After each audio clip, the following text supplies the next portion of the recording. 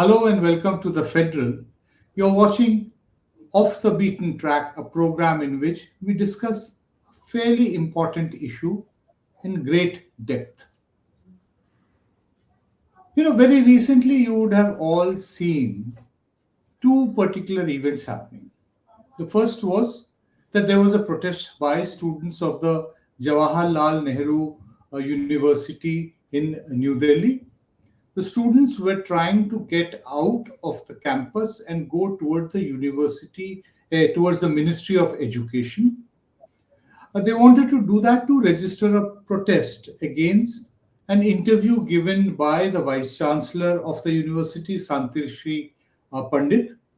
In the course of that interview, she made some comments on the UGC equity rules, caste, the rusticated JNUSU office bearers, as a result of which the students wanted to go and protest. They alleged that she had made some casteist anti-Dalit remarks, so they wanted to go and protest in the Ministry of Education. Now, they were not allowed to get out of the campus, they were stopped. Protesting was not allowed on streets. That is the takeaway message from that. Then, during the AI summit, some activists associated with one of the front organizations of the Congress party decided to come inside the venue, and while the Prime Minister was speaking, they decided to stage a protest in a very unique manner by taking off their t-shirts. This again was very, decisively, criticized, very harshly criticized by the ruling party, the government, including the Prime Minister. The Prime Minister went to the extent of saying, that they turned an international event which was being hosted, by the country into an arena for its Gandhi or Nangi politics, meaning dirty and shameless. That is it. I'm not saying naked. I'm not using that word in English, but dirty and shameless politics. This gives us an opportunity to talk about the larger issue, that is protest now a strict no in Mr. India. This is the question that we are going to be discussing. That is protest now dying out, and then does it mean that India has now seized or is in the way of seizing, of stopping to be the world's largest democracy?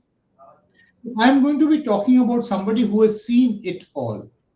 Somebody who started out as a student activist, made a great name during one of the most brutal uh, periods of Indian political history, became a university teacher, also went on to become a public intellectual, participated in direct electoral politics, and finally then retiring and becoming a thinker of great importance. My guest today is Professor Anand Kumar. Uh, Thank you, Thank Anand you. Bhai, as Thank I you for always this welcome generous you to introduction. our program and come and share your thoughts on this very important subject. You yourself, as I said, to the introduction to introduce you to our viewers, you were a student activist. You were the president of the Banaras Hindu University Students Union. You had also been the president of the Jawaharlal Nehru University's Students Union at very crucial parts of Indian political history. Very briefly, then and now, students' politics then and now, the attitude of the state, meaning the national government, the ruling party towards it, of the university authorities towards student politics, what has changed?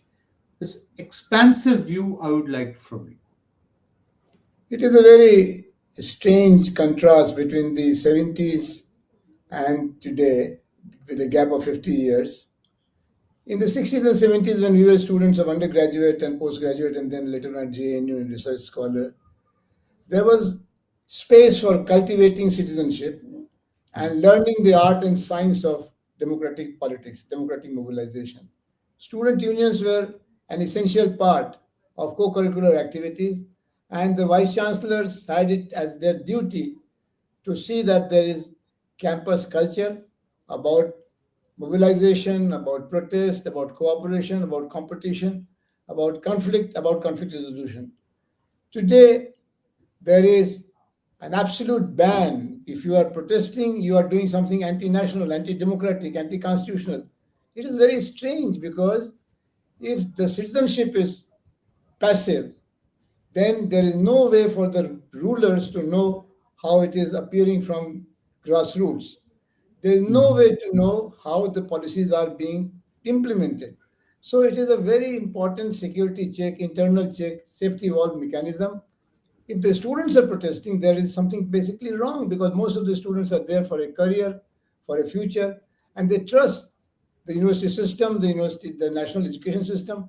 That's why they're there. And if they are there and they are feeling uncomfortable, you must watch out. It is a precaution which should be taken. But today, there is absolute intolerance, which is very dangerous because then you are promoting lack of communication, lack of dialogue, lack of debate. Democracy is living with differences, Nilanjan. And how do you cultivate this art and science of living with it? It is very, very difficult. Even in the family, living with differences is very difficult. But it is an Mhm. essential requirement for allow each other's freedom, spaces, and rights. So if you compare the 60s and the 70s, it is an absolute contrast. Then the government was, even in those periods, they were not welcoming us to protest. But if we were protesting, they were taking note of it. There was a national conference of student activists when B.K.R.V. Rao was the national education minister, and they asked the student leaders, the presidents and secretaries of various unions all over the country to come and share their perception, which was in opposition to the government position. But then there was a zone of consensus also. They all realized that there is more democracy needed in the campus, there is more voice needed among the students, and there is more concern about national affairs. That was called citizenship deficit, and that deficit had to be recovered. Today, there is no communication possibility between the vice chancellor and the student. What to talk about the minister and the education and the students.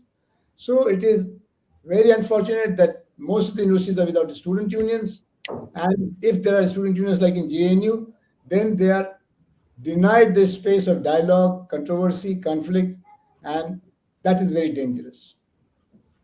We hear a lot of news. We get to read about it in various, not just JNU, that students' union politics is basically being frowned upon by the university authorities across the country. Now, you said that democracy is the art of living with differences. There obviously have to be differences and they have to be, as you said, heard. Do you think that this is actually creating the atmosphere of democracy in recession in India? Most certainly, it is a very strange development. There is a hypocrisy in the political parties, particularly the ruling party. On the one hand, they put a lot of money in crores when they have to contest the elections of unions like Delhi University Student Union.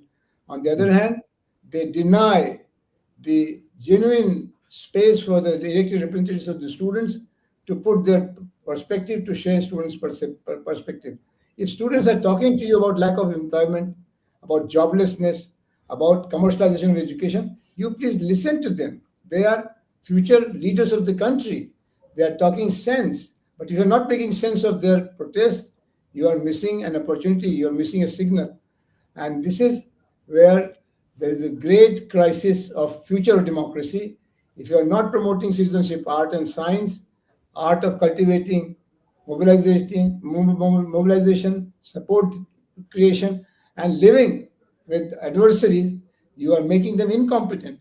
And this is leading towards less democracy, democratic deficit. There is a great democratic deficit in the making, and this will be written in the accounts of the present regime. They are there in power for the last 10 years, and look what they have done to the student culture, to the campus culture. There is lumpenization, there is violence against women, there is violence against teachers, and there is no one to look up and change the situation. So I think it is high time that the present education minister and the prime minister must learn the value of campus politics and campus democracy. Campus democracy is dying. And if campus democracy is dying, if there's nepotism in the political parties, if there's no space in the media, where is the claim that democracy is happy and healthy and growing? No, there is notice by all people that democracy is in danger in political parties, in campus, in public life. Anandbhai, when we were planning this conversation, when I spoke to you to check which were what were the ideas in your mind that you wanted to highlight, you were telling about some of the incidents, which happened from JNU, in the time when Professor G. Parthasarathi was the vice chancellor of the university. At that point, what was the attitude? I would, and that was a very critical period because that is just around in the 1970s, the period when the country witnessed the emergency, one of the most draconian periods of Indian history. So, what are the memories from the past that are there in your mind, which you think are very relevant for people to know at this juncture?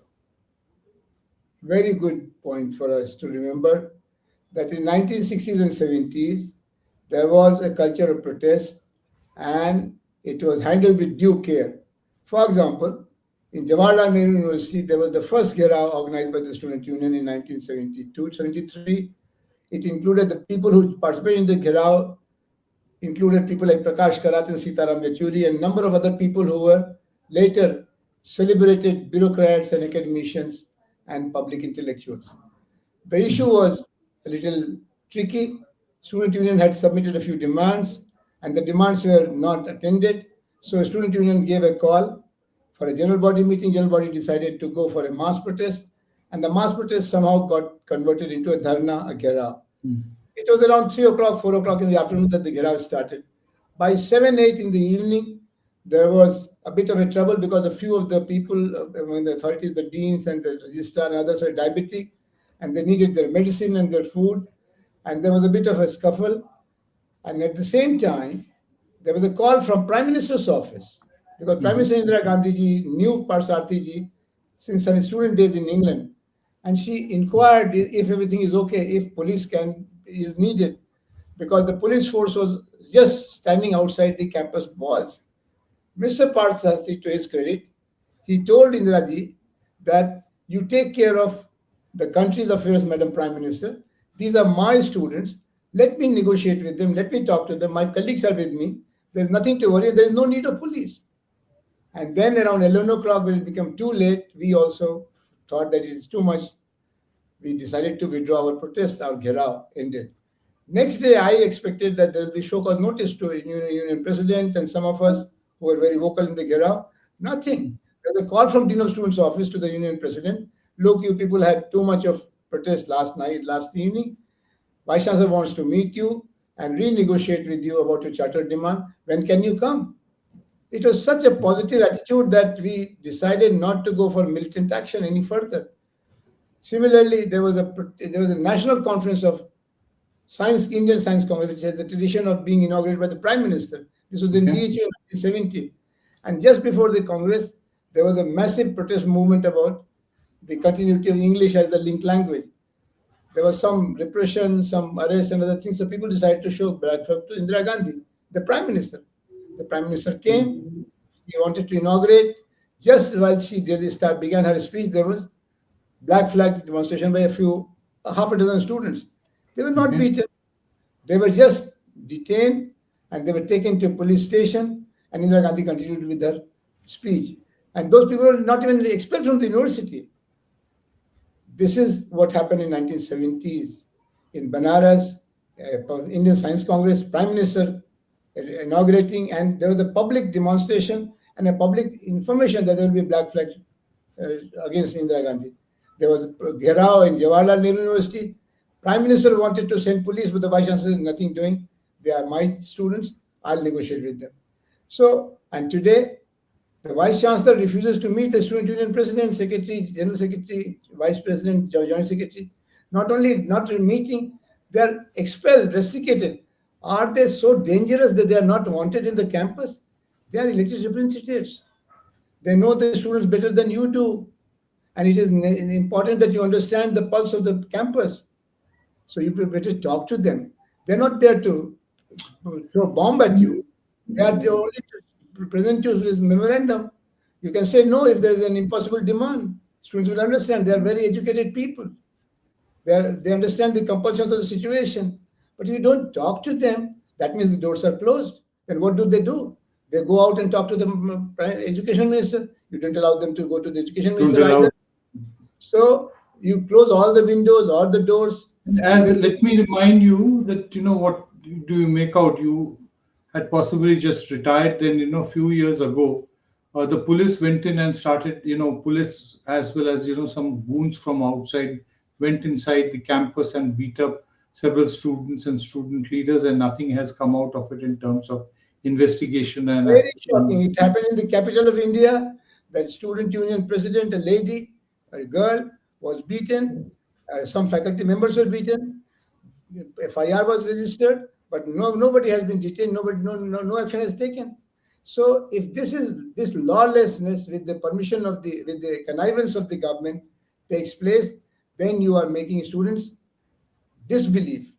Then you are making students not to believe in democratic methods, peaceful methods, and you are encouraging lawlessness, hooliganism. You are lumpenizing the student consciousness. That's very sad. I want to draw your attention to one fact which is known to everybody. Talking about the Prime Minister Narendra Modi ji. Everybody knows by now because his life has been spoken about, at great length.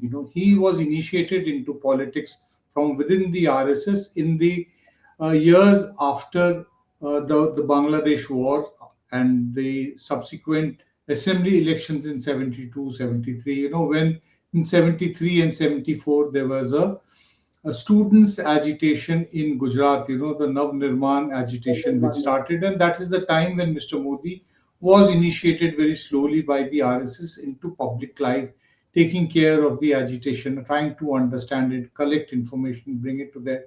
And this period was followed by emergency. During emergency, Mr. Modi was told not to get arrested, but go underground. Go underground was definitely an unlawful act when there were warrants issued against him. And during that period, he told me, because I wrote a biography of his, that one of his tasks during emergency was to carry banned literature from Gujarat to Delhi, to distribute it. So that again was an unlawful act which he was doing. He was also escorting various top leaders, including leaders like George Fernandez, to safe homes to ensure that they evaded arrest. Now, all these were violations of the law. If you look at today's Bharatiya Janata Party and its top leadership, the Union Council of Ministers, you will find that a large number of ministers and other top leaders of the BJP entered politics by the route of student politics. That is, that they became members of the Akhil Bharatiya Vidyarthi Parishad, which is actually the students' wing of the RSS, in a way that it is an affiliated organization. Virtually just like the Students' Federation exists for the CPM, and All India Students' Federation exists for the CPI. Likewise, there are almost several other students' organizations which are affiliated to some other political party or the other. So, despite this, if the government is pursuing such a ruthless approach towards any kind of students' protest, what does it indicate? It indicates hypocrisy. Mr. Narendra Modi, you reminded us very well that he was child of protest movement. He came into public life via Nirman movement. Yes. And now he is no more Shri Arun Jaitley. I was a colleague with him Yes. in the Student Action Committee created by JP. He was the convener, I was the He co-convener. was the president of Delhi University Students' Union. Union. Even today, number of ministers in the state governments and number of governors, Arif Muhammad Khan, Manoj Sinha, they were Yes. all pure student politicians. So on the one hand, you reap the benefit of student union culture, student democratization, student politics. On the other hand, you tell that if there's a protest by young people, non-violent protests, silent protests, you call them shameless and you deplore them. This is hypocrisy. As I told you, Akhil Bharati Vidyarthi Parishad is a big channel of bringing youth and students into RSS fold. And that channel has been growing in popularity, in influence, and in impact. But on the other hand, you are also rejecting the possibility of other organizations like Communists, Congress, regional political parties to have engagement with the students. all over the world, in America, in England, in Germany, in France, in Holland, in Italy, in Bangladesh and Pakistan, political parties have student wings because students are future of the country. They should be aware of the ideological possibilities, ideological spectrum. They should be trained into citizenship acts, and they should be also having confidence in democratic methods of protest. Sometimes it may be considered unlawful. As you rightly said, Mr. George Fernandez was supposed to be carrying on dynamite, and Yes. he was building resistance to emergency through The a number Baroda of dynamite case is fairly well Baroda dynamite known. case, but he became defense minister of India. Yes. So the idiom of the situation, the grammar of politics can change, and you must allow this potential. Otherwise, you force the students and youth to think in non-constitutional terms. Mr. Narendra Modi must remember his days in 70s and 80s. He must recognize the faces which have come to their party as student activists, and he must also respect the culture of protest. There is nothing wrong in non-violent, peaceful protest. You just register your point, and it is over. You're not killing anybody. You're not throwing bomb. You're not a group of assassins. You're only You're exercising only the shouting slogans outside somebody's office, so at least call them and listen to why they are shouting slogans. And Yes, there is a popular Niranjan, there is a popular slogan by one of the very popular student organizations. It says, "करो पढ़ाई लड़ने को और करो लड़ाई पढ़ने को." Get trained to fight the injustices, the wrong traditions like casteism, sexism, etc. करो पढ़ाई लड़ने को और करो लड़ाई पढ़ने को. You fight to get opportunity to study, to open more universities, to have more literacy, more education. This is the essence of student politics today. And you don't like neither their लड़ाई for पढ़ने को, neither their पढ़ाई for लड़ने. this culture of protest in civic life, to what extent do you think in India it has been connected with the national movement, something that emerged out of national movement? Oh, National movement we have a glorious essentially history. since 1920s was series of protests, few very, peak protests and few consistent low grade protests. We had a great tradition right from the 1905 anti-partition movement of Bengal. Then Yes. in 1921, Gandhi insisted upon students boycotting the government-funded colleges, out of which we got Acharya Planning. We got young leaders like Jawaharlal Nehru and Subhash Bose. Subhash Bose and Jawaharlal Nehru made it a point to create National Student Union of India, and they were invited in campuses to tell the students about the condition of the society. And even in the post-colonial times, the leaders like Atal Bihari Vajpayee, Bhupesh Gupta, Raj Narayan, Madhu Limay, they were going to campuses as frequently as they were going to mass meetings because they knew that these are the enlightened citizens of tomorrow. They should be politicized, they should be democratized. And today, this all is being converted into a tamasha. There is more emphasis on reactionary programs promoting orthodoxy and not allowing critical consciousness. Critical thinking is the essence for progress, and we need a lot of progress. This society has been victim of colonialism for 200 years, and in the national movement, there was a great emphasis on students' participation in social work, students' participation in national movement, and Bhagat Singh and Chandrasekhar Azad were icons, and Jawaharlal Nehru and Subhash Bose were the heroes. That tradition is now being converted into a tradition of sycophancy, silence, fear. This is no solution to the problem of protest. Solution of problem of protest is democratize education. Give more money to education. You tell your finance minister to be liberal with the budgets. Apply the new education policy in the right sense. You are applying new education policy with less money. There is vacancy in the campuses. There are not enough teachers. And that makes this whole story of campus protest very important chapter, very important indicator of democratic deficit.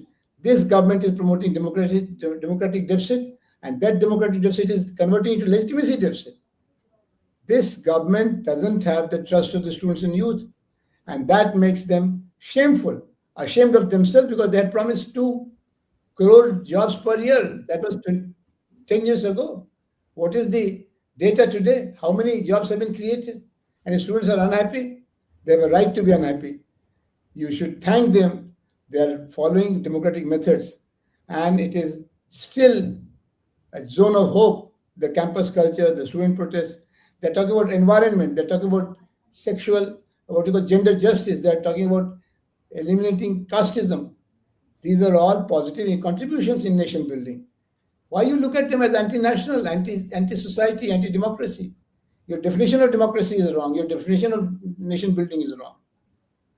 So, say that they are being labeled as anti-nationals. Now, to counter that, quite often it is required that people are from within the government, within this present political regime, they say that in democracy you don't require really free speech, that it is no need for you to, stage protests because the government is very sensitive to the needs. So why is it necessary in a democracy for people to have the utmost, right for free speech, and why should they have the right for peaceful protests?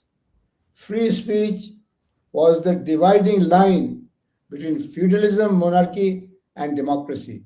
Free speech was the bottom line of democracy versus fascism, Nazism. And today, free speech is the bottom line, bottom, the basic requirement for nation building. The country has been suffering in silence for ages. This time has come to make them learn the voiceless need voice. Why Dr. Ambedkar is so important today? Because he gave voice to the voiceless. Why Gandhi is so important today? Because he gave a vision of Hind Swaraj in the colonial times. And why Jawaharlal Nehru is so important?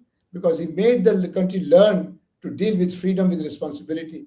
So if you think about your contribution in last 10 years, you have promoted fear, you have promoted intolerance, you have promoted hatred. And this is where there is a great, sad chapter, a dark chapter for all of us. Students are willing to listen to you, provided you tell the truth. They say that everything is okay. If everything is okay, why 2 lakh people, educated people, are leaving Indian citizenship and going abroad every year? If the future is bright, why you are pushing them to go abroad, to go to Canada, to go to Australia and find future elsewhere? This is a very tragic situation. Students are preparing themselves to be adult and informed citizens. You are making them learn the art of silence. The fear complex, the fear syndrome is gripping the campuses, and the student unions are one silver lining. Please recognize them. Please don't push them to the wall, and please learn the art of governance. This is no governance. If you rusticate the students, this is no governance. If you put them in jail for 5 years or more, like Umar Khalid, this is no governance. It is bad governance, or it is bad use of democratic space. There is still time. You are not allowing the leader of opposition to speak in the parliament. If parliament is not discussing the concerns of the students, they have every right to go out in the street and protest. And if you don't allow media to be the space for conversation, controversy, conflict, then where will this be expressed? This will find illegitimate methods. This will find uninstitutional methods. And then you'll be much more disturbed. You're calling all critics urban Naxal. Do you understand the meaning of urban and Naxal? Naxals are not urban, urbans are not Naxal. Any critique is considered to be Naxal, then the whole country will be divided between 2 camps, pro-RSS and pro-Naxal. This is not the reality. This is a big spectrum. There's a great middle zone where people know the limits of protest, and people also know the relevance of protest. And that is to be taught in the campuses through student organizations, through student union elections, and through campus democracy. You are in touch, with the academic community, both in India as well as abroad in various universities. And we also get reports from various papers, from various media sources of, by and large, the world being in some kind of a what we are in a global democratic recession. That the democracy, the spirit of democracy is declining all over the world. And possibly some people say, I was reading a scholar who said that in today's world, there is no better example than India being, a better example than what is happening in the world. Would you agree with that, that India is the prime example of democracy in recession all across the world? I want to claim that India is a growing democracy, but what are the indicators? For 1 year, peasants were protesting, and you did not find time to go to talk to them, and then you surrendered. For 2 years, Manipur has been burning. You could go to America, you could go to Japan, Germany, China. You did not find time to go to Manipur. For many years, the trade unions are united to protest against labor code. You have reduced their 44 rights into four codes, and just recently there was a national strike. So if this all is happening and you are not responding, you are not communicating, then democracy is in recession. It is a regressive democracy. It is some retired people are telling that we are into electoral democracy. The democracy is there in the name of election, but look at the elections. Election has become a game of millionaires and billionaires. Right. There was a time till 1967 that elections were fought on the basis of principles, manifesto, and record of service. And the people will vote you on the basis of your work. Today, election, whether it is ruling party or opposition party, A party or B party, each member of parliament puts at least a few crores to win the election. I'm in Goa. In Goa, the rate is 5,000 to 10,000 rupees per vote. Mhm. This is a transactional democracy. So if the election is polluted, if parliament is becoming meaningless, if media is controlled, if opposition parties are treated as anti-national, then you are making democracy an impossible dream. And remember, India has fought for democracy. It has fought inch by inch to earn and to learn the art and science of democracy. India will not surrender. You are under very wrong assumption, a wrong impression that Indians will surrender. It happened once in 1967, 1975. Mrs. Gandhi tried to use the authoritarian methods. Right. For a while, there was some silent support, and then it became uncontrollable. And there was total negation of pro emergency forces. Today, people are the same. They have learned more. They are more educated people. They are more alert people. They are more organized Mm. people. If 1975 could be rejected in 1977, you better be ready for a bad news from the elections. But the elections are manipulated. We have the election fund. It is one-sided. Ruling party gets much of the donations, and the donations are brought through ED and CBI. Is this democracy? You are playing with fire. You will be having no one to blame if the whole system, this whole tamasha collapses into nothingness. It has happened in Bangladesh. It has happened in Nepal. If you manipulate elections, if you manipulate democracy, you will get manipulated. And you have spent a lifetime in trying to preserve the democratic spirit in the country, as a student first, then within the teaching community, and then as a public intellectual. What exactly, my last question to you is that there is this culture of protest which is being crushed and suppressed by the government. What can the people or those who are committed to keeping this culture of protest thriving in the country, alive and kicking in the country, what can they do at this particular juncture? I think it's a very important question. People are feeling helpless and resourceless. Resourceless because their representatives are not allowed to speak in the parliament. Yes. Helpless because they cannot write letters to editor and the media space is closed. But the bigger problem is fear. There is some kind of fear about being harassed. Ordinary people feel afraid. It is something which has to be negotiated and explained by all activists. That democracy is asking you to be concerned. Be a concerned citizen. Don't wait till the fire burns your hut. You be aware of the basic facilities, water, electricity, education, health, price rise, corruption at the micro level, and you start with micro protests. Today, I must say that I have been inactive, as you pointed out, for last 50 years. I was able to handle delicate situations including Birla Ambani report when I was president of the Central University Federation of Teachers. Yes. And we were able to get that report rejected. Why? Because there was space for mobilization. There is no space for mobilization today, but there are organizations like PUCL, People's Union for Civil Liberties, join them, Citizens for Democracy, and also be concerned about the culture of protest and resistance. There was a 2-month long protest by Gandhians. They started walking from Varanasi, where they had their headquarters. It was demolished by bulldozers of Mahant Adityanath, and they walked for 2 months. And when they came to Delhi, they were converted into a few thousand. So Mm. if you protest, there is space for protest. But if you think that somebody else will come and deliver you, you are waiting for wrong forces. This is some kind of situation where ordinary citizens are still powerful enough to offer resistance, but it should be institutional, it should be democratic, and it should be collective. There's need of unity among the concerned citizens, and still the concerned citizens are in majority compared to those who are yes men and yes women of the present regime. Well, very well explained, and thank you very much. This has been a fairly important subject that we needed to discuss and understand, and you have shed great light on it. I hope that our people who would be watching this video will actually greatly benefit and be able to understand why it is important to keep the culture of protest alive and thriving in the country. Thank you very much, Anand Kumar, Thank you once very much. again. It was a great opportunity, and I enjoyed talking to you. Thank you, my dear. Bye. Thank you.